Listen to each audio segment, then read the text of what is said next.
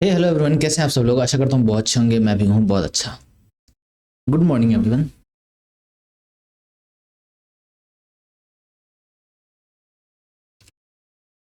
चलिए जी, चलिए हम आज शुरू कर रहे हैं आरसीएम रिवर्स चार्ज मैकेनिज्म का रिवीजन आईसीआई के मॉड्यूल से फटाफट से निपटाते हैं विदाउट वेस्टिंग एनी टाइम। आ जाओ। सबसे पहले तो रिवर्स चार्ज मैकेनिज्म हमारे पास दो तरीके से आता है। रिवर्स चार्ज मैकेनिज्म का कहाँ का मतलब क्या हुआ, तो जहाँ पे सप्लायर की लाइबिलिटी न डाल करके हमने रिसिपिएंट के ऊपर लाइबिलिटी डाल दी। सप्लायर ने जब रिसिपिएंट को सेल करा तो यहाँ पर सप्लायर को 100+ जीएसटी पे करना था। ठीक है, लेट से 18% जीएसटी है तो 118 कलेक्ट करना था रिसीवर से और ये 18 रुपये गवर्नमेंट को जमा कराना था। ये हो गया फॉरवर्ड चार्ज। रिवर्स चार्ज के अंदर क्या बोला हमने कि भैया आप कलेक्ट कितना करोगे, सिर्फ और सिर्फ 100 कलेक्ट करोगे, यहाँ पर टैक्सेस कलेक्ट नहीं करोगे, सिर्फ और सिर्फ 100 कलेक्ट करो, 100 अपने जेब में रखो। जो 18 ये गवर्नमेंट को देना था, अब हमने रिसिपिएंट को डाला कि भैया 18 तुम डायरेक्टली गवर्नमेंट को जाकर के डिपॉजिट कर दो। सप्लायर को देने की जरूरत नहीं है, सप्लायर को तुम दो फिर सप्लायर गवर्नमेंट को आगे जमा कराए, ऐसी जरूरत नहीं है। रिसिपिएंट डायरेक्टली गवर्नमेंट को लायबल हो जाएगा गवर्नमेंट को पे करने के लिए। और ऐसा हम जनरली करते हैं तभी है जब देखते हैं रिसिपिएंट मजबूत स्थिति में है टैक्स पे करने के, तो हम क्या करते हैं मजबूत रिसिपिएंट को पकड़ लेते हैं। सप्लायर थोड़ा कमजोर व्यक्ति है, कहाँ भाग जाएगा, इसको ट्रेस करना मुश्किल हो जाता है, तो क्या करते हैं सप्लायर तुम छोड़ो, हम रिवर्स चार्ज में रिसिपिएंट से टैक्सेस ले लेंगे। इस तरीके की हम बात कर लेते हैं। उसके बाद हमारे पास जनरली दो तरीके के रिवर्स चार्ज मैकेनिज्म आते हैं। सबसे पहला सेक्शन 9 सब सेक्शन 3 आ जाता है, जो कि बोलता है, मैं सीजीएसटी एक्ट की बात कर रहा हूँ। सिमिलरली आईजीएसटी के अंदर जाओगे तो सेक्शन 5 सब सेक्शन 3 या सेक्शन 5 सब सेक्शन 4 मिलेगा। मैं सीजीएसटी एक्ट की बात कर रहा हूँ तो यहाँ पर क्या मिलेगा 9(3) और 9(4), 5354 आईजीएसटी में। सेक्शन 9 चार्जिंग सेक्शन है। 9(3) क्या कहता है कि रिवर्स चार्ज में हमें टैक्स पे करना पड़ेगा अगर स्पेसिफाइड कैटेगरीज ऑफ गुड्स या सर्विसेज के केस में यहाँ पर रिवर्स चार्ज के अंदर टैक्सेस पे करने पड़ेंगे। 9(4) कहता है कि स्पेसिफाइड कैटेगरीज ऑफ गुड्स या सर्विसेज का सप्लाई अगर कोई अनरजिस्टर्ड पर्सन किसी स्पेसिफाइड रजिस्टर्ड पर्सन को करता है तो वहां पर 9(4) एप्लीकेबल होगा। रिवर्स चार्ज में स्पेसिफाइड रेसिपिएंट, जो कि मैं आपको बता दूं कि 9(4) में प्रोमोटर्स होते हैं जो कंस्ट्रक्शन वगैरह का काम करते हैं, कंस्ट्रक्शन सेक्टर के ऊपर 9(4) लगता है। अगर वो unregistered person to registered person, registered specified registered person और स्पेसिफाइड कैटेगरीज ऑफ गुड्स या सर्विसेज सप्लाई कर रहे होते हैं तो वहां पर रिवर्स चार्ज लग जाता है। स्पेसिफाइड कैटेगरीज ऑफ गुड्स लगता है, जो जनरली होता है कैपिटल गुड्स है, सीमेंट वगैरह है, तो इन सब चीजों के केस में। अच्छा, 9(3) में गुड्स या सर्विसेज दे रखे हैं दोनों स्पेसिफाइड कैटेगरीज ऑफ गुड्स या सर्विसेज, लेकिन गुड्स आपको पढ़ाते वक्त मैं पढ़ाता हूँ यहाँ पर आपको एग्जाम पर्पज से नहीं पढ़ना है तो मैं यहाँ पर इग्नोर करूंगा। ठीक है, हम आ जाते हैं 9(3) में सर्विसेज वाले पोर्शन के ऊपर। सर्विसेज के पोर्शन के ऊपर सबसे पहले हमारे पास आ जाता है गुड्स ट्रांसपोर्ट एजेंसी का केस। गुड्स ट्रांसपोर्ट एजेंसी के केस में अगर कोई जीटीए है वो सप्लाई किसको कर रहा है, किसी भी फैक्ट्री को जो कि रजिस्टर्ड हो अंडर जीएसटी है, फैक्ट्रीज एक्ट है, या फिर किसी सोसाइटी को या फिर किसी कोऑपरेटिव सोसाइटी, किसी भी रजिस्टर्ड पर्सन को सप्लाई कर रहा हो, या एनी बॉडी कॉर्पोरेट को, ये बॉडी कॉर्पोरेट भले ही रजिस्टर्ड हो नॉट रजिस्टर्ड तो उसको रजिस्ट्रेशन लेना पड़ेगा। रिवर्स चार्ज में टैक्स पे करने के लिए आपको रजिस्टर्ड होना पड़ता है। हमने ऐसा देखा हुआ है सेक्शन 24 के अंदर। उसके बाद कोई भी पार्टनरशिप फर्म हो इंक्लूडिंग एलएलपी हो गया, एनी कैजुअल टैक्सेबल पर्सन, लेकिन कैजुअल टैक्सेबल पर्सन के अंदर ध्यान देना रजिस्टर्ड कैजुअल टैक्सेबल पर्सन होना चाहिए तभी रिवर्स चार्ज लगेगा। तो ये सारे क्या हो गए स्पेसिफाइड रिसिपिएंट्स है। अगर कोई जीटी इनको सर्विसेज प्रोवाइड कर रहा है तो रिवर्स चार्ज के अंदर टैक्सेज पे करने पड़ते हैं। लेकिन जब हम एग्जाम्पशन चैप्टर पढ़ते हैं तो वहां पर हमें कुछ चीजें देखने को मिलती है। एग्जाम्पशन में कई तरीके के एग्जाम्पशन भी दे दिए जाते हैं। जीटी अगर सप्लाई कर रहा है एग्रीकल्चर प्रोड्यूस हो गया, डिफेंस इक्विपमेंट हो गया, न्यूज़पेपर हो गया, मैगजीन्स हो गया, रिलीफ मटेरियल है, ऑर्गेनिक मैन्योर है, मिल्क सॉल्ट और फूड ग्रेन्स हो गया। अनरजिस्टर्ड इंडिविजुअल को अगर वो सप्लाई कर रहा है, अनरजिस्टर्ड इंडिविजुअल को किसी भी तरीके का सप्लाई कर रहा है, या फिर अनरजिस्टर्ड कैजुअल टैक्सेबल पर्सन, क्योंकि रजिस्टर्ड कैजुअल टैक्सेबल पर्सन को अगर सप्लाई करेगा तो रिवर्स चार्ज के अंदर टैक्स लगेगा। बाकी अनरजिस्टर्ड कैजुअल टैक्सेबल पर्सन को अगर कर रहा है, यहाँ पे लिख लेना अनरजिस्टर्ड अगर आपको चाहिए तो, अनरजिस्टर्ड कैजुअल टैक्सेबल पर्सन को सप्लाई कर रहा है, या फिर government department, central government, state government, union territory, local authority या गवर्नमेंटल अथॉरिटी को सप्लाई कर रहा है, जिन्होंने रजिस्ट्रेशन लिया हुआ है सिर्फ और सिर्फ टीडीएस के पर्पस से, टीडीएस डिडक्ट करने के पर्पस से अंडर सेक्शन 51, तो वहां पर क्या हो जाएगा आपको रिवर्स चार्ज की लायबिलिटी नहीं लगेगी। रिवर्स चार्ज क्या एग्जेम्पशन है, मतलब टैक्स लगेगा ही नहीं। इन सारे केसेस के अंदर टैक्स लगेगा ही नहीं। रिवर्स चार्ज और फॉरवर्ड चार्ज की बात तुम तब करेंगे जब टैक्स लगेगा, यहाँ पर लगेगा ही नहीं। बाकी केसेस में रिवर्स चार्ज या फॉरवर्ड चार्ज लग सकता है। रिवर्स चार्ज और फॉरवर्ड चार्ज कब लगता है, तो गवर्नमेंट ने दो चीजें बोली। गवर्नमेंट ने जनरली क्या करती है, गवर्नमेंट तो रिवर्स चार्ज के अंदर टैक्सेस कलेक्ट करना चाहती है। गवर्नमेंट का सबसे पहला पसंद होता है ये वाला। अगर मैं आपको गवर्नमेंट जनरली चाहती है कि ये जो ट्रांसपोर्ट एजेंसी है ये खुद से टैक्सेस नहीं पे कर पाएगी, तो गवर्नमेंट का हमेशा प्रेफरेंस होता है, पहला प्रेफरेंस कि मैं रिवर्स चार्ज के अंदर गवर्नमेंट से टैक्स रिसिपिएंट से टैक्स ले लूं, अगर जीटीए जिसने ट्रक एजेंसी है, अगर उसने किसी को सप्लाई किया, किसी कंपनी को सप्लाई किया, तो मैं इस कंपनी से टैक्सेस लेना पसंद करता हूं, ना कि इस जीटीए से। गवर्नमेंट की ये पसंद होती है, लेकिन गवर्नमेंट ने यहाँ पे ऑप्शन दिया है, चाहे तो जीटीए खुद ही टैक्सेज अपना खुद पे कर सकता है। अच्छा, यहाँ पर हमारे पास दो तरीके के रेट आ जाते हैं। पहला है कि 12% और दूसरा है 5%। गवर्नमेंट चाहती है 5% के अंदर टैक्सेस पे हो जाए। गवर्नमेंट चाहती है कि 5% के अंदर रिसिपिएंट टैक्सेस पे कर दे, और रिसिपिएंट जब टैक्स पे करेगा 5% के साथ ऑप्शन कंडीशन यही है कि जो सप्लायर है उसको किसी भी तरीके का इनपुट टैक्स क्रेडिट मिलेगा नहीं, यानी जीटीए को किसी भी तरीके का क्रेडिट नहीं मिलेगा। ध्यान देना, जीटीए की बात कर रहा हूं, जीटीए को किसी भी तरीके का क्रेडिट नहीं मिलेगा, इसको तो सारा क्रेडिट मिलेगा। रिसिपिएंट को 5% टैक्स पे करेगा, रिवर्स चार्ज के अंदर टैक्स पे कर दिया और इसको कोई क्रेडिट नहीं मिलेगा। दूसरा ऑप्शन गवर्नमेंट ने जीटीए को दिया कि चाहो तो आप रजिस्ट्रेशन ले लो और 5% या 12% जो सा भी मन हो आपको, वो आप डिक्लेरेशन फाइल करो कि मेरे को कौन सा वाला रेट लेना है, और आप चाहो तो फॉरवर्ड चार्ज में अपने टैक्सेस पे कर सकते हो, यानी कि आप 5% सामने वाले से कलेक्ट करो, गवर्नमेंट को डिपॉजिट करो, लेकिन आपको आईटीसी जो आपने इनवर्ट सर्विसेज ली होगी उसकी आईटीसी आपको नहीं मिलेगी। दूसरी बात कि आप 12% का भी रेट ले सकते हो और 12% के केस में आपको आईटीसी मिल जाएगा।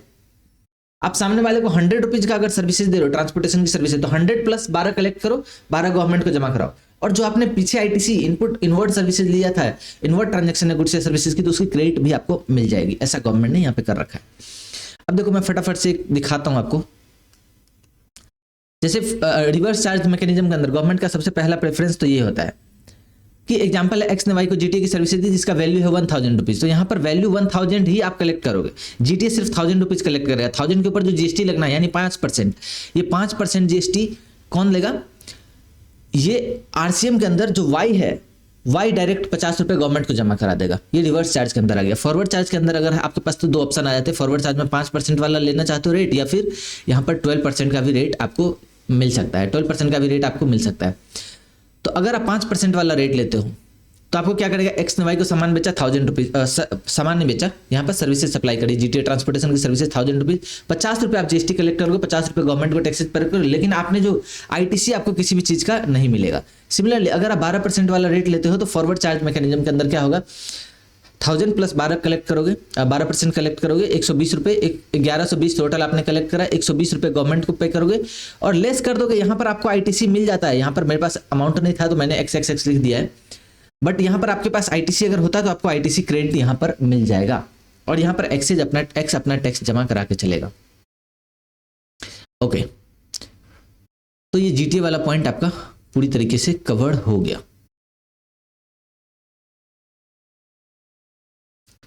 बाकी सारी चीजें मैंने आपको बता दी कि किस केस में नहीं लगता है और किस केस में फॉरवर्ड चार्ज लग जाएगा। दूसरा आ जाता है हमारे पास लीगल सर्विसेज की बात करते हैं। लीगल सर्विसेज में junior advocate, firm of advocate और सीनियर एडवोकेट, 3 तरीके के एडवोकेट्स हो जाते हैं और एक होता है आर्बिट्रल ट्रिब्यूनल। सबकी मैं एक साथ बात कर लेता हूं। अगर जूनियर एडवोकेट, सीनियर एडवोकेट्स या फिर फर्म ऑफ एडवोकेट्स है या फिर पार्टनरशिप फर्म ऑफ एडवोकेट्स हो गया और आर्बिट्रल ट्रिब्यूनल, इनके द्वारा अगर सर्विसेज प्रोवाइड करी जा रही है किसी भी ऐसे बिजनेस एंटिटी को, किसी भी नॉन बिजनेस एंटिटी को अगर किया जा रहा है, मतलब मेरे को एक इंडिविजुअल हूं, मेरे को क्या हो गया, फैमिली डिस्प्यूट से रिलेटेड कोई काम है, तो मैं उससे रिलेटेड अगर सर्विसेज ले रहा हूं तो टैक्स की कोई चर्चा नहीं करी जाएगी। बाकी अगर नॉन बिजनेस एंटिटी है तब तो टैक्स की चर्चा नहीं करी जाएगी। और अगर बिजनेस एंटिटी है जिसका प्रीवियस फाइनेंशियल ईयर के अंदर टर्नओवर 10 लाख, 20 लाख या 40 लाख से कम रही हो, यानी प्रीवियस फाइनेंशियल ईयर के अंदर उसका थ्रेशोल्ड लिमिट से कम रहा हो, रजिस्ट्रेशन के थ्रेशोल्ड से कम रहा हो एग्रीगेट टर्नओवर, तो वहां पर रिवर्स चार्ज या टैक्सेस की बात नहीं करी जाएगी, वहां एग्जेम्पशन है। दूसरी बात, अगर वो पिछले साल में लायबल टू बी रजिस्टर्ड थे तो यहां पर रिवर्स चार्ज लग जाएगा। अगर वो प्रीवियस फाइनेंशियल ईयर के अंदर लायबल टू बी रजिस्टर्ड थे तो उसको यहां पर, यानी बड़े वाले बिजनेस एंटिटी जो है उनको यहां पर रिवर्स चार्ज के अंदर टैक्सेस पे करना पड़ जाएगा। सॉरी, अगर वो छोटे वाले बिजनेस एंटिटी है प्रीवियस फाइनेंशियल ईयर के अंदर 10 लाख, 20 लाख, 40 लाख से कम थी टर्नओवर, तो जीएसटी में एग्जेम्पशन है। Central government, state government, union territory, local authority, governmental entity या फिर गवर्नमेंट अथॉरिटी को अगर सर्विसेज प्रोवाइड कर रहे हो तो यहां पर एग्जेम्पशन मिल जाती है। एक और चीज समझना, आपस में अगर ये जूनियर एडवोकेट, सीनियर एडवोकेट एक दूसरे को सर्विसेज दे रहे तो क्या होगा। अगर जूनियर एडवोकेट या फर्म ऑफ एडवोकेट, ध्यान देना, जूनियर एडवोकेट या फर्म ऑफ एडवोकेट किसको सर्विस दे रहा है, किसी भी जूनियर एडवोकेट को दे रहा हो या फिर सीनियर एडवोकेट को दे रहा हो या फिर फर्म ऑफ एडवोकेट्स को दे रहा हो, ये दोनों तीनों में से किसी को भी दे रहा हो तो एग्जेम्पशन है। जीएसटी की चर्चा नहीं करेंगे। टैक्सेस लगेगा कहाँ पर रिवर्स चार्ज मैकेनिज्म के अंदर, अगर ये सारे एडवोकेट्स या फिर आर्बिट्रल ट्रिब्यूनल किसी बड़े वाले बिजनेस एंटिटी को सप्लाई कर रहे हो, सर्विसेज दे रहे हो, लीगल सर्विसेज, जिसका टर्नओवर प्रीवियस फाइनेंशियल ईयर के अंदर 10 लाख, 20 लाख, 40 लाख से अधिक था, तो वहां पर रिवर्स चार्ज मैकेनिज्म के अंदर टैक्सेस पे करना पड़ेगा उस बिजनेस एंटिटी को। दूसरा, अगर कोई सीनियर एडवोकेट सर्विसेज दे रहा हो किसी को, जूनियर एडवोकेट को या फिर फर्म ऑफ एडवोकेट्स को, तो यहां पर टैक्स लगेगा रिवर्स चार्ज मैकेनिज्म के अंदर। हाँ, लेकिन कंडीशन वही है कि उसका प्रीसीडिंग फाइनेंशियल ईयर में उस जूनियर एडवोकेट या फिर फर्म ऑफ एडवोकेट्स का टर्नओवर 10 लाख, 20 लाख या 40 लाख को क्रॉस कर रहा होगा, तभी ये चीज कंडीशन अप्लाई होगा। तो दोनों चीजें यहां पर आ गई, ये आर्बिट्रल ट्रिब्यूनल वाला पॉइंट भी आ गया, इसके अंदर एक ही साथ कवर हो गया। उसके बाद स्पॉन्सरशिप सर्विसेज कौन सर्विस प्रोवाइड कर रहा है? कोई भी सर्विसेज प्रोवाइड कर रहा हो, और किसको प्रोवाइड कर रहा है? किसी बॉडी, कॉर्पोरेट या पार्टनरशिप फर्म को, तभी रिवर्स चार्ज लगेगा। देखो यहां पे स्पॉन्सर कौन कर रहा है? टाटा कर रहा है, या फिर sugar cosmetic, A to Z associates है और गौड़ी खान है, प्रोप्राइटर है, ठीक है। अब सर्विस प्रोवाइडर कौन है? बीसीसीआई आईपीएल का स्पॉन्सरशिप किसको देती है? टाटा को।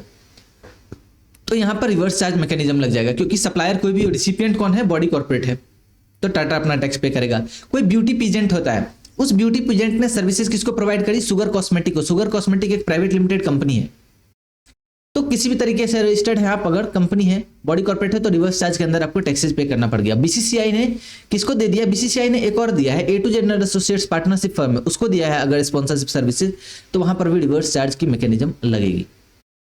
अगर ब्यूटी पीजेंट के अंदर कोई गौड़ी खान एक प्रोप्राइटर है, उन्होंने करवाया, तो ना ही तो वो प्रोप्राइटर कौन है? ना तो पार्टनरशिप फर्म है, ना ही बॉडी कॉर्पोरेट है, तो यहां पर रिवर्स चार्ज मैकेनिज्म नहीं लगेगा। लेकिन ध्यान देना, यहां पर एग्जेम्पशन भी नहीं है, तो रिवर्स चार्ज नहीं लगेगा का मतलब टैक्स नहीं लगेगा ऐसा नहीं है। यहां पर आपको फॉरवर्ड चार्ज के अंदर टैक्सेज पे करने पड़ेंगे, अगर वो गौड़ी खान रजिस्टर्ड है तो। पांचवा, यहां पर central government, state government, local authority, इनके द्वारा अगर सर्विसेज प्रोवाइड करी जा रही है, तो देखो इनके द्वारा जो सर्विसेज प्रोवाइड की जाती है, यहां पर मैं थोड़ा सा टाइम लगा देता हूं। अगर इनके द्वारा सर्विसेज प्रोवाइड की जाती है, तो बहुत सारी सर्विसेज इनके द्वारा प्रोवाइड की जा रही है, वहां टैक्सेबल होती है, कुछ चीजें एग्जेम्प्ट होती है। हमारे पास 3 तरीके के सर्विसेज आते हैं जो कि हमेशा टैक्सेबल रहेंगे, किसी को भी गवर्नमेंट सप्लाई कर रही हो। यहाँ पे TAP की सर्विसेज आते हैं, टैप और ट्रैप, 2 नाम याद रखना, टैप और ट्रैप। टैप की अगर सर्विसेज किसी को भी प्रोवाइड कर रही हो गवर्नमेंट, सबको लिए टैक्सेबल है और फॉरवर्ड चार्ज मैकेनिज्म के अंदर टैक्सेबल है। यानी T से ट्रांसपोर्टेशन ऑफ गुड्स या पैसेंजर की सर्विसेज यहाँ पर फॉरवर्ड चार्ज के अंदर टैक्सेबल है। A से एयरक्राफ्ट और वेसल, हाँ अगर ट्रांसपोर्टेशन की सर्विसेज कई बार गवर्नमेंट के एग्जेम्पशन होती है, तो वो एग्जेम्पशन है तो उसको देखना पड़ेगा, सब्जेक्ट टू एग्जेम्पशन है ये रिवर्स चार्ज वाले। जनरली हम बात करेंगे अगर टैक्स लगेगा तो फॉरवर्ड चार्ज में, अगर एग्जेम्पशन है तब तो कोई बात ही नहीं। अगर टैक्स लग रहा है तो फॉरवर्ड चार्ज के अंदर लगेगा। ट्रांसपोर्ट ऑफ गुड्स या पैसेंजर, A से एयरक्राफ्ट और वेसल से रिलेटेड सर्विसेज अगर प्रोवाइड कर रहा है, फॉरवर्ड चार्ज। P से पोस्ट ऑफिस की सर्विसेज, और इस बार से नया सर्विसेज, ध्यान देना, डिपार्टमेंट ऑफ रेलवे के द्वारा अगर सर्विसेज प्रोवाइड करी जा रही है, तो ये भी फॉरवर्ड चार्ज के अंदर टैक्सेबल रहेगा। पोस्ट ऑफिस या डिपार्टमेंट ऑफ रेलवे के द्वारा प्रोवाइड करी जाने वाली सर्विसेज फॉरवर्ड चार्ज लगेगा हमेशा हमेशा हमेशा। इसके अलावे जो सर्विसेज बच गई, जो अदर सर्विसेज हैं, टैप के अलावे की सर्विसेज, यहां पर अगर नॉन बिजनेस एंटिटी को सर्विसेज दे रहे हैं तो एग्जेम्पशन है। नॉन बिजनेस एंटिटी को दे दिया, एग्जेम्पशन। ध्यान देना, बिजनेस एंटिटी को दे रहे हैं, ऐसी बिजनेस एंटिटी जिसका प्रीवियस फाइनेंशियल ईयर के अंदर टर्नओवर 10 लाख, 20 लाख या 40 लाख से कम रही हो, यानी थ्रेशोल्ड ऑफ रजिस्ट्रेशन से कम रही हो उसकी थ्रेशोल्ड लिमिट से, यानी प्रीवियस फाइनेंशियल ईयर में ही was not liable to be registered, तो वहां पर उसको एग्जेम्पशन दे दिया जाता है।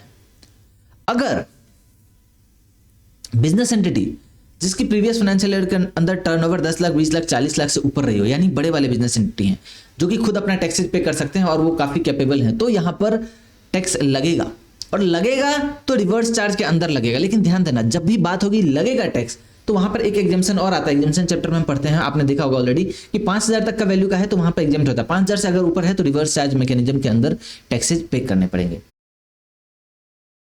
अब ये टैप और अदर सर्विसेज हो गया। एक और आ जाता है रेंटिंग ऑफ इमूवेबल प्रॉपर्टी। अगर रेंटिंग ऑफ इमूवेबल प्रॉपर्टी करती है कोई भी गवर्नमेंट, अदर देन इन सभी चीजों की सर्विसेज, टैप वाली सर्विसेज और डिपार्टमेंट ऑफ रेलवे के अलावा बाकी कोई और अगर रेंटिंग कर रहा है इमूवेबल प्रॉपर्टी का, तो वहां पर अगर नॉन बिजनेस एंटिटी को रेंट पर दे रहे हो तो एग्जेम्पशन है। अगर बिजनेस एंटिटी को दे रहे हैं तो देखना, बिजनेस एंटिटी को दे रहे हैं और 5000 तक की वैल्यू के दे रहे हैं तो एग्जेम्प्ट है। 5,000 से ऊपर अगर स्मॉल बिजनेस एंटिटी को दे रहे हैं तो यहाँ टैक्सेबल है, टैक्सेबल है, ध्यान देना, टैक्सेबल यहां पर होगा स्मॉल बिजनेस एंटिटी को अगर वो पिछले फाइनेंशियल ईयर के अंदर तो स्मॉल बिजनेस एंटिटी था, इस बार अगर वो रजिस्टर्ड हो गया है तो रिवर्स चार्ज के अंदर टैक्स पे करेगा। अगर इस बार भी रजिस्टर्ड नहीं हुआ है तो यहां पर एग्जेम्पशन नहीं है, टैक्स लगेगा फॉरवर्ड चार्ज मैकेनिज्म के अंदर। करंट फाइनेंशियल ईयर के अंदर अगर आप रजिस्टर्ड नहीं हो तो फॉरवर्ड चार्ज के अंदर आपको टैक्सेस पे करने पड़ेंगे। अगर आप लार्ज बिजनेस एंटिटी 5,000 तक तो सबके लिए एग्जेम्पशन है, 5,000 से ऊपर का अगर रेंटिंग ऑफ मूवेबल प्रॉपर्टी की सर्विसेज दे रहे हैं तो यहाँ पर रिवर्स चार्ज के अंदर आपको टैक्सेस पे करने पड़ जाएंगे। तो यहां पर ये 5 और 5 ये दोनों कवर्ड हो गया।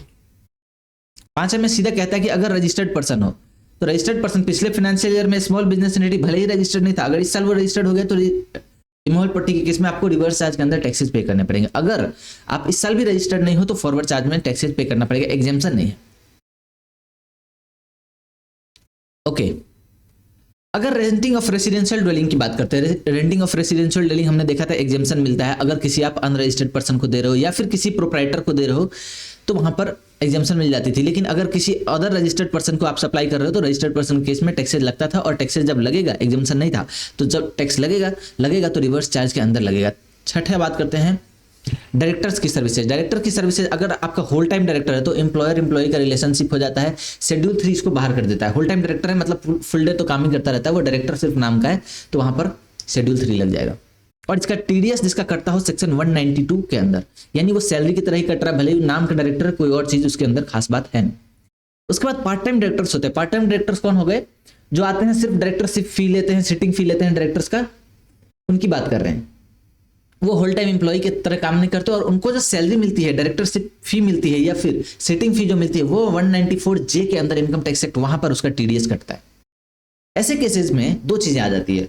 अगर वो पार्ट टाइम डायरेक्टर किसी गवर्नमेंट कंपनी के अंदर है तो वहां पर शेड्यूल 3 उसको बाहर कर देता था, बोलता था इसके ऊपर टैक्स नहीं लगेगा, इसको neither supply of goods nor supply of service माना जाएगा।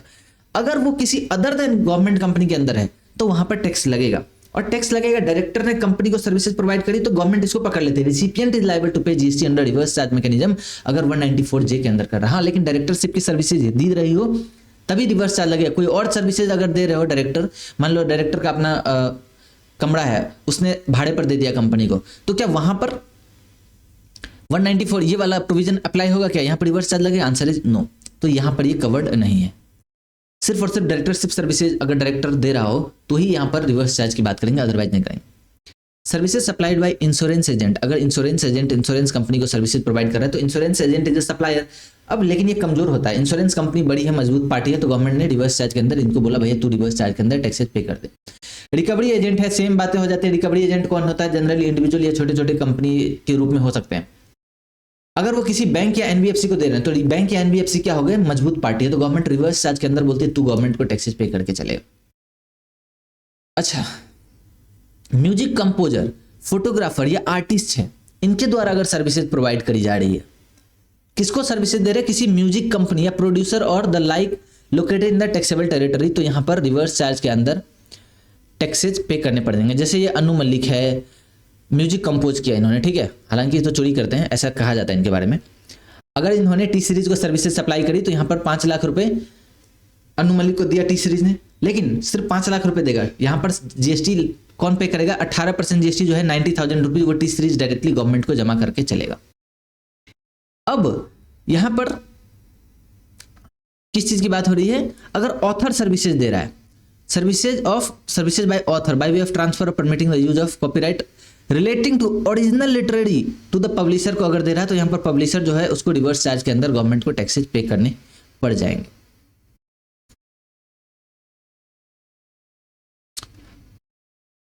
यहां पर लेकिन एक ऑप्शन दिया है, यहां पर एक ऑप्शन है कि ऑथर चाहे, कई बार ऑथर ऐसे होते हैं मान लो कि उनका खुद का फर्म भी है, वो किताबें तो लिखते हैं लेकिन किताब लिखना एक साइड बाय साइड काम है, एक मेन काम भी कर रहे हैं। जिस चीज में उनका ज्ञान है उस चीज की कंसल्टेंसी सर्विसेज, मान लो कोई जीएसटी का सर्विसेज दे रहा है, जीएसटी की कंसल्टेंसी दे रहा है क्लाइंट को, जीएसटी के ऊपर बुक भी लिखता है लेकिन वो क्लाइंट को सर्विसेज भी दे रहा है, नॉर्मल बिजनेस में रजिस्टर्ड है वो।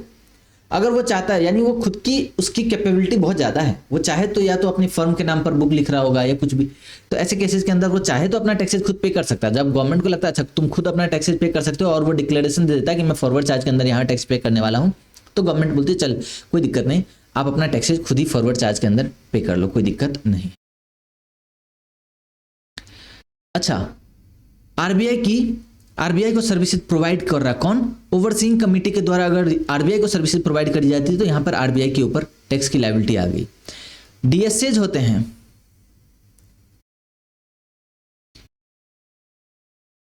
अगर ये डायरेक्ट सेलिंग एजेंट किसको दे रहे हैं? किसी बैंकिंग कंपनी को अगर सर्विसेज प्रोवाइड कर रहे होते हैं, ये क्या होते हैं? डीएसएज वगैरह बेसिकली आपके लिए लोन लेकर के आना, क्लाइंट्स खोजना, उसके सारे डॉक्यूमेंट वेरिफिकेशन वगैरह करके बैंक को फॉरवर्ड करना कि भैया ये मैंने आपके लिए क्लाइंट लाया है, देखो इसको 10 लाख रुपए की लोन चाहिए, तो इसके बदले में बैंक उसको कुछ कमीशन देता है। तो डीएसए जब सर्विसेज प्रोवाइड करता है किसी बैंक को, तो यहाँ पर बैंक रिवर्स चार्ज के अंदर टैक्सेस पे करके चलेगा। उसके बाद है bank facilitator, services provided by business facilitator through a banking company, तो यहाँ पर रिवर्स चार्ज के अंदर टैक्सेस पे करेगा। लेकिन एक मिनट, आप जरा सा एग्जाम्पशन चैप्टर के अंदर मैं आपको लेकर के आता हूँ।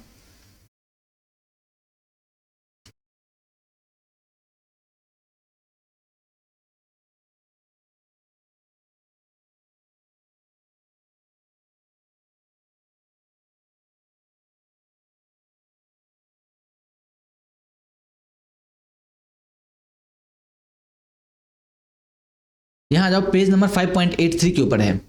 अगर बिजनेस फैसिलिटेटर, देखना बिजनेस फैसिलिटेटर और बिजनेस करेस्पोंडेंट दो वर्ड है।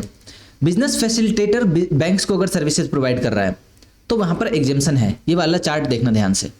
बिजनेस फैसिलिटेटर अगर आगे सर्विसेज प्रोवाइड कर रहा है बैंक को, रूरल ब्रांच से रिलेटेड, रूरल एरिया ब्रांच से रिलेटेड जो कस्टमर्स है उनके रिलेशन में अगर सर्विसेज प्रोवाइड कर रहा है तो यहां पर एग्जेम्पशन मिल जाती। और अदर अगर कोई चीज है, बिजनेस फैसिलिटेटर बैंक को सर्विसेज दे रहा है जहां पे अदर एरियाज के अंदर, यानी मान लो कि म्यूनिसिपैलिटी हो गया या फिर शहरी एरिया हो गया, अर्बन एरिया, तो यहां पर टैक्सेबल होता है। और ये टैक्सेबल सर्विसेज रिवर्स चार्ज के अंदर आ जाएगा। बिजनेस फैसिलिटेटर अगर बैंक को सर्विसेज दे रहा है जो कि अर्बन एरिया मतलब रूरल एरिया के अंदर काम नहीं कर रहा है, तो वहां पर टैक्स लगेगा और फॉरवर्ड रिवर्स चार्ज के अंदर टैक्सेज लगेगा। जहां पर बिजनेस फैसिलिटेटर बैंक्स को अर्बन रूरल ब्रांच से रिलेटेड सर्विसेज दे रहा है और वो एग्जेम्प्ट है, तो उसको सर्विसेज जो पीछे से मिल रही है, अगर उसने पीछे अपॉइंट कर रखे एजेंट, तो उससे जो सर्विसेज मिल रही है तो वो भी एग्जेम्प्ट है। और अगर यहां पर बिजनेस फैसिलिटेटर जो अर्बन एरिया के अंदर है, वहां पर रिवर्स चार्ज के अंदर बैंक के ऊपर लायबिलिटी डाल दी, सर्विसेज प्रोवाइड कर रहा है, लेकिन बिजनेस फैसिलिटेटर ने ये वाली सर्विस प्रोवाइड करने के लिए पीछे एजेंट भी हायर कर रखा है, तो यहां पर फॉरवर्ड चार्ज मैकेनिज्म लगेगा। यहां पर एजेंट जो बिजनेस फैसिलिटेटर को सर्विसेज दे रहा है ये टैक्सेबल है और फॉरवर्ड चार्ज के अंदर टैक्सेबल है। सिमिलरली बिजनेस करेस्पोंडेंट है, वो अगर सर्विसेज दे रहा है बैंक को रूरल एरिया ब्रांच से रिलेटेड कस्टमर को, तो यहां पर एग्जेम्पशन है। और सिमिलरली जब मेरा फॉरवर्ड एग्जेम्प्ट है, तो जब मैं इसके लिए प्रोवाइड करने के लिए पीछे सर्विसेज ले रहा हूं वो भी एग्जेम्प्ट होता है। अब जो चीज टैक्सेबल है, मान लो बिजनेस करेस्पोंडेंट, ध्यान देना बिजनेस करेस्पोंडेंट अगर आगे सप्लाई कर रहा है बैंक को other than rural area branch से रिलेटेड कस्टमर का, तो यहां पर टैक्सेबल है। और टैक्सेबल यहां पर फॉरवर्ड चार्ज के अंदर टैक्सेबल है, लेकिन जब एजेंट सप्लाई कर रहा है बिजनेस करेस्पोंडेंट को तो रिवर्स चार्ज के अंदर टैक्सेबल है। बिजनेस करेस्पोंडेंट का एजेंट जब बिजनेस करेस्पोंडेंट को सर्विसेज दे रहा है तो रिवर्स चार्ज के अंदर है। अब वापस से अपन चार्ज ऑफ जीएसटी जो हम कर रहे थे यहां आ जाते हैं। देखो बिजनेस करेस्पोंडेंट की अगर बात करें,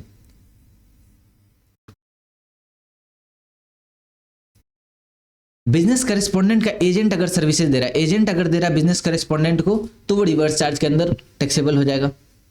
बिजनेस करेस्पोंडेंट लायबल टू पे जीएसटी। और एजेंट अगर दे रहा है, अगर बिजनेस फैसिलिटेटर बैंक्स को दे रहा है तो यहां पर बैंक्स लायबल हो जाएगा, रिवर्स चार्ज के अंदर बैंक के ऊपर लायबिलिटी आ जाएगी। सिक्योरिटी सर्विसेज की बात है, सिक्योरिटी सर्विसेज में आप ऐसे देख लो, बिजनेस आप बॉडी कॉर्पोरेट के रूप में है, सप्लायर जो है वो सिक्योरिटी सर्विसेज प्रोवाइड कर रहा है। अब सिक्योरिटी सर्विसेज मैन पावर की सर्विसेज की बात कर रहे हैं। सिक्योरिटी मतलब ऐसा नहीं कैमरा लगा दिया तो वो सिक्योरिटी, उसकी बात नहीं कर रहे हैं, या फिर आपके लैपटॉप के अंदर सिक्योरिटी डाल दिया ताकि कोई थ्रेट ना आ जाए, उस सिक्योरिटी की बात नहीं कर रहे हैं। मैन पावर पर्सोनल के रूप में जो आप सर्विसेज प्रोवाइड कर रहे हैं उसकी बात कर रहे हैं। बिजनेस करेस्पोंडेंट सर्विसेज दे रहा है। बिजनेस करेस्पोंडेंट किसको सर्विस दे रहा है? बिजनेस करेस्पोंडेंट एक ताकतवर व्यक्ति है, ठीक है, अगर वो किसी को भी सर्विसेज सप्लाई कर रहा है तो यहां पर फॉरवर्ड चार्ज लगेगा। बिजनेस करेस्पोंडेंट मतलब ये जो सर्विस प्रोवाइडर है, सिक्योरिटी सर्विसेज प्रोवाइड करने वाला व्यक्ति खुद मजबूत है, वो किसी रजिस्टर्ड पर्सन को सप्लाई कर रहा होगा, कोई दिक्कत नहीं है, दोनों मजबूत हैं, पर ये भी तो मजबूत है, ये अपना टैक्सेज खुद पे करके चलेगा। दूसरा, अगर ये किसी अनरजिस्टर्ड पर्सन को सप्लाई कर रहे हैं तो भैया ये तो मजबूत व्यक्ति है ना, गवर्नमेंट इसी से टैक्स लेते हैं, यानी हर केसेस में सप्लायर इज लायबल टू पे टैक्स, तो फॉरवर्ड चार्ज। अब नॉन बॉडी कॉर्पोरेट यानी एक कमजोर व्यक्ति किसको टैक्सेस पे कर रहा है? दूसरे कमजोर व्यक्ति को, अनरजिस्टर्ड पर्सन को। जो सिक्योरिटी सर्विसेज प्रोवाइड करने वाला है वो नॉन बॉडी कॉर्पोरेट यानी कमजोर व्यक्ति, वो किसी ऐसे व्यक्ति को सप्लाई कर रहा है जो कि खुद अनरजिस्टर्ड है, तो दोनों अनरजिस्टर्ड है, तो मैं किसके ऊपर लायबिलिटी डालूं भाई? तो बोलते हैं भैया तुम इस केस में तो फॉरवर्ड चार्ज, मैं रिवर्स चार्ज में उससे तब लेता जब ये मजबूत होता, ये तो खुद कमजोर है, तो वो फॉरवर्ड चार्ज के अंदर वहां टैक्सेबल रहेगा। लेकिन अगर नॉन बॉडी कॉर्पोरेट कमजोर व्यक्ति किसी मजबूत व्यक्ति रजिस्टर्ड पर्सन को टैक्सेस पे कर रहा, तो फिर रजिस्टर्ड पर्सन को गवर्नमेंट पे करती है, पकड़ लेती है, भैया तू यहाँ पर रिवर्स चार्ज के अंदर टैक्स पे करके चल, यू आर ए मजबूत पर्सन। लेकिन ध्यान देना, रिवर्स चार्ज नहीं लगेगा अगर वो मजबूत व्यक्ति कौन है? रजिस्टर्ड तो है लेकिन कंपोजिशन में रजिस्टर्ड है या फिर कोई गवर्नमेंट है, तो यहां पर फॉरवर्ड चार्ज लगेगा, रिवर्स चार्ज के अंदर टैक्सेस पे करने की जरूरत नहीं पड़ेगी। अच्छा, अब आते हैं renting of motor vehicle. Renting of motor vehicle का मतलब ये हुआ कि मैं गाड़ी भाड़े पर दे रहा हूं, पूरा का पूरा गाड़ी ही भाड़े पर दे रहा हूं, अब आप जैसे चलाना चलाओ, यानी आपके डिस्पोजल पे मैंने छोड़ दिया। लेकिन जो मैं यहां पर क्या है कि कॉस्ट ऑफ फ्यूल जो है वो इंक्लूडेड है, जो मैं आपसे क्या कहता हूं कि 5,000 रुपए लो फुल डे के लिए गाड़ी आपका, लेकिन 5,000 में पेट्रोल भी मैं डलवा के दे रहा हूं। यहां पर दो तरीके से रेट्स आ जाएंगे। पहली बात, यहां पर भी दो तरीके का रेट है कि 5% का रेट आ गया और 12% का रेट आ जाता है। 5% का रेट में क्या बोलते हैं कि आपको लिमिटेड आईटीसी मिलेगा। लिमिटेड आईटीसी का मतलब सेम लाइन ऑफ बिजनेस का क्रेडिट मिलेगा। आपने गाड़ी किराए पर देने के लिए पीछे से आपने गाड़ी किराए पर ही लिया है, तो यहां पर आपको क्रेडिट मिल जाएगा, सिर्फ इसी का क्रेडिट मिलेगा, किसी और चीज का या फिर रिपेयर मेंटेनेंस का चीज हो गया, यहां पर क्रेडिट आपको मिल जाएगी। जैसे कि आपने एक्स ने XYZ लिमिटेड को गाड़ी रेंट पर दिया, तो यहां पर आपको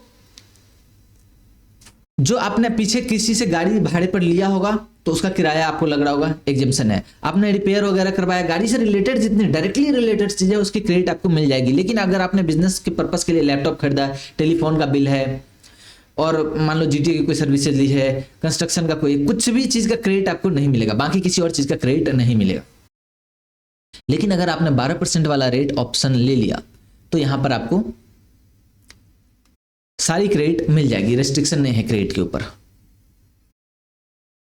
अब आप ऐसे देखो कि देखो बॉडी कॉर्पोरेट है, अगर सप्लाई कर रहा है renting of vehicle, renting of motor vehicle कौन कर रहा है? कोई बॉडी कॉर्पोरेट। किसको कर रहा है? किसी दूसरे बॉडी कॉर्पोरेट को। तो दोनों मजबूत पर्सन है। जब सप्लायर मजबूत है तो गवर्नमेंट बोलती है सप्लायर खुद अपना टैक्सेस पे करेगा। अगर बॉडी कॉर्पोरेट किसी नॉन बॉडी कॉर्पोरेट को कर रहा है, रिसिपिएंट कौन है? कमजोर व्यक्ति है, सप्लायर कौन है? मजबूत व्यक्ति। तो भैया सप्लायर तो अपना टैक्स खुद ही पे कर दे, तो ये फॉरवर्ड चार्ज के अंदर रहने वाला है। सिमिलरली अगर सप्लायर जो है वो नॉन बॉडी कॉर्पोरेट है, यानी सप्लायर एक कमजोर व्यक्ति है, वो किसको सप्लाई कर रहा है? किसी दूसरे कमजोर व्यक्ति को। तो भैया जब दोनों कमजोर है तो मैं उसके ऊपर क्यों लायबिलिटी डालूं? लायबिलिटी इसके ऊपर तब डालता जब ये मजबूत व्यक्ति होता है। ये खुद भी नॉन बॉडी कॉर्पोरेट है, तो यहाँ पर सप्लायर ऑफ मोटर व्हीकल का सर्विसेज जो है वो नॉन बॉडी कॉर्पोरेट, तो गवर्नमेंट बोलती है reverse charge sorry forward charge में भैया तो अपना टैक्सेज खुद पे कर। लेकिन अगर कोई कमजोर व्यक्ति रेंटिंग ऑफ मोटर व्हीकल किसको कर रहा है? किसी मजबूत व्यक्ति को, बॉडी कॉर्पोरेट को कर रहा है, तो गवर्नमेंट बोलते हैं यहां पर आरसीएम लगेगा। सिर्फ और सिर्फ इसी केस में आरसीएम लगेगा, बाकी आरसीएम किसी और केस में नहीं लगेगा। पर आप ध्यान रखना वो बात कि 5% का रेट लिमिटेड आईटीसी यानी सेम लाइन ऑफ बिजनेस की आईटीसी आपको मिल जाएगी। और अगर आप कर रहे हो बाकी चीजों की आपको क्रेडिट वहां पर नहीं मिलती है। आ जाओ लेंडिंग, सिक्योरिटी लेंडिंग की सर्विसेज। सिक्योरिटी लेंडिंग में क्या होता है? एक हो गया लेंडर, एक हो गया ब्रोकर। लेंडर जिसके पास शेयर्स है और बोरोवर जिसके पास जो खरीदना चाहता है। तो लेंडर से क्या करता है? इंटरमीडियरी के थ्रू, ब्रोकर के थ्रू क्या करता है? शेयर खरीदता है। आज मान लो रिलायंस शेयर का प्राइस है करंट मार्केट प्राइस है 2100। बोरोवर को ऐसा लगता है कि कल को प्राइस 1-2 महीने बाद कितना हो जाएगा? फॉरवर्ड रेट है, फ्यूचर मार्केट प्राइस 1 महीने के बाद हो जाएगा 2800 रुपए, और फ्यूचर मार्केट प्राइस 2 महीने बाद कितना हो जाएगा? लेट्स से 2200 रुपए। तो वो सोचता है कि मैं किसी से किराए पर शेयर ले लेता हूं 2100 का, किराए पर लेकर के बेच दूंगा। तो यहां ये क्या कर देता है? सेल कर देता है। किराए पर आज ले लिया, 2800 में 1 महीने बाद बेच दिया, सच में प्राइस चला गया 2800। अब ये 2800 का चला गया, 2 महीने बाद प्राइस गिर के वापस 2200 पे आ गया, तो 2200 में वो वापस मार्केट से खरीद लेता है, यानी उसने यहां पर 600 रुपए फ्री में कमा लिया। तो यहाँ पर इस चीज की बात करते हैं जहां पर बोरोवर लेंडर से जब ये बाई कर रहा होता है तो यहाँ पर लेंडिंग फीस, लेंडर क्या करता है, एक लेंडिंग फी लगाता है। भैया मैं अपना शेयर किराए पर दे तो दूंगा, बोरोवर को किराए पर देता है, बोरोवर वापस क्या करता है 2 महीने बाद खरीद के 2200 में और वापस दे देता है लेंडर को। और ये सब सिक्योरिटीज फैसिलिटेट करने के लिए एक ब्रोकर चाहिए बीच में, ठीक है। तो यहाँ पर लेंडर क्या करता है, 100 रुपीज रिवर्स चार्ज कर आपको लेंडिंग फी लगाता है। इस लेंडिंग फी के ऊपर सप्लायर कौन है, लेंडर, जिसने अपना शेयर दिया। और बोरोवर कौन है, बोरोवर जनरली देखा जाए तो इस तरीके के काम कौन करते हैं, बड़े बड़े ब्रोकिंग हाउसेज होते हैं या बड़े बड़े फर्म्स होते हैं जो ये काम कर रहे होते हैं। तो भैया बोरोवर एक मजबूत पार्टी है, तो गवर्नमेंट इनसे रिवर्स चार्ज के अंदर टैक्सेस ले लेती है इस लेंडिंग फी के ऊपर। और आपका ये चैप्टर खत्म हो गया सेक्शन 9 सब सेक्शन 3। एक हमारे पास आ जाता है सेक्शन 9 सब सेक्शन 4। फटाफट से इसको भी निपटा देते हैं। 9(4) के अंदर क्या होता है, स्पेसिफाइड कैटेगरी ऑफ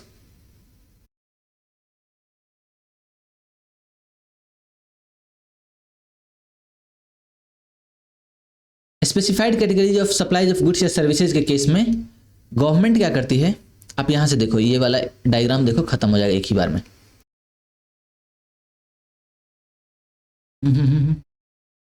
यहां पर अनरजिस्टर्ड सप्लायर किसी भी रजिस्टर्ड रिसिपिएंट को सप्लाई करता है स्पेसिफाइड कैटेगरीज ऑफ गुड्स या सर्विसेज, तो यहाँ पर रिवर्स चार्ज मैकेनिज्म के अंदर टैक्सेस पे करना पड़ता है। हमारे पास 9(4) के अंदर नोटिफाइड कौन है, तो प्रोमोटर्स, जो कि जनरली कंस्ट्रक्शन सेक्टर के अंदर है, तो जो बिल्डर होता है उसकी बात कर रहे हैं। तो प्रोमोटर है registered person, unregistered person supply कर रहा है रजिस्टर्ड को। अनरजिस्टर्ड पर्सन जनरली अगर सप्लाई करता है किसी को तो एग्जेम्प्ट होता है, पर यहाँ पर रिवर्स चार्ज के अंदर इनको टैक्सेबल कर दिया गया है। लेकिन ये क्या क्या चीजें, तो एक स्पेशल रेट दिया जाता है कंस्ट्रक्शन सेक्टर के अंदर 1% या 5% का, और वहां पे कंडीशन ये होता है कि आपको 80% या उससे अधिक गुड्स जो है वो रजिस्टर्ड पर्सन से सप्लाई करना है, मतलब प्रोक्योर करना है। 80% या उससे अधिक आपको रजिस्टर्ड पर्सन से, जो आप कंस्ट्रक्शन की सर्विसेज प्रोवाइड करते हो, इसको प्रोवाइड करने के लिए जो आपको इनवर्ड सर्विसेज चाहिए वो आप ज्यादातर 80% रिवर्स वो रजिस्टर्ड पर्सन से करो, अनरजिस्टर्ड से कम करना, ठीक है। अगर आप अनरजिस्टर्ड से कैपिटल गुड्स करते हो परचेज, तो हर केस में आपको रिवर्स चार्ज में टैक्सेस पे करने हैं। अगर आप किसी अनरजिस्टर्ड पर्सन से सीमेंट खरीदते हो, इनपुट खरीदते हो, क्या चीज, सीमेंट, तो यहां पर आपको ऑलवेज रिवर्स चार्ज के अंदर टैक्सेस पे करने हैं। उसके अलावा अदर इनपुट्स या कैपिटल गुड्स या सर्विसेज अगर आप खरीदते हो, अदर देन ये वाला इनपुट्स या कैपिटल गुड्स, अगर कोई और चीज खरीदते हो, यानी कोई और तरीके का इनपुट या फिर इनपुट सर्विसेज अगर आप अनरजिस्टर्ड से खरीदते हो, और वो 80% तो आपको रजिस्टर्ड से खरीदना था, आप क्या करते हो, अगर अप टू 20% तक, मतलब 80% आपने रजिस्टर्ड से खरीदा, 80% रजिस्टर्ड से खरीदा और 20% अनरजिस्टर्ड से खरीदा, तो कोई दिक्कत नहीं है, वहां पर रिवर्स चार्ज नहीं लगेगा। ध्यान देना, वहां पर रिवर्स चार्ज नहीं लगेगा। लेकिन अनरजिस्टर्ड पर्सन चूंकि बेच रहा है तो फॉरवर्ड चार्ज भी नहीं लगेगा, तो वहां टैक्स ही नहीं लगेगा। तो अप टू 20% अगर अनरजिस्टर्ड से बाई कर रहे हो कोई दिक्कत नहीं है। अब हमने कह रखा था कि मिनिमम आपको 80% किससे बाई करना है, रजिस्टर्ड पर्सन से। सर्विसेज प्रोक्योर किससे करना है, सर्विसेज या गुड्स रजिस्टर्ड पर्सन से। अब आपने कुछ डेफिसिट कर दिया, यानी 20% से अधिक आपने अनरजिस्टर्ड से खरीद लिया, तो जितना 20% से अधिक आपने किया उसके ऊपर आपको रिवर्स चार्ज मैकेनिज्म के अंदर टैक्सेज पे करने पड़ेंगे। ये था आपका सेक्शन 9 और सब 9(4) और 9(3), और ये आधे घंटे के अंदर हो गया है। आशा करता हूं आपको अच्छा लगा होगा, आप इसे बार बार देख सकते हो।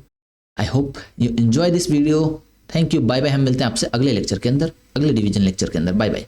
और वो हो सकता है मोस्ट प्रोबेबली रजिस्ट्रेशन का, ठीक है जी, ओके।